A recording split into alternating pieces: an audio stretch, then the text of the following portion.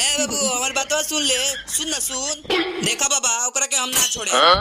बोल बम जाए खातिर गाड़ी हम लिए नहीं हो, हमरे के निकले जा। हमार दिमाग खराब क के रख देले बाबू।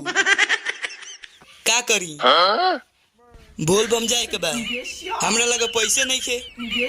2000 रुपया देबू? आइम तो दे देम। पैसा नहीं के हो? तू रह दा, हमरा ना चाही। कहो पुदीना खइला हो? सरवा हमारे के भगा देला हो जन। ठीक बा, हम तो खा लेनी हो। ओह साला के राम शराब पिए खातिर लेबर में कमाए जाता नहीं। क्या बात करता है? हमरा घर में काम बा के कली है। रे ते चुपचाप रहो ना। एगो होती चुकी बोतल खाती हम लेबर में कमाता नहीं। बाबू हम लेटरिन साफ करे नहीं शराब खाती।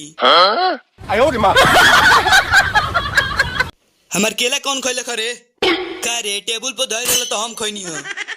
साला केरा शंकर भगवान के पूजा करे खातिर केरा लिया रहनी हो। अभी पूजा ना भइल तरे सरवई प्रसादी खा गइल। सरवा खइबे रे प्रसादी।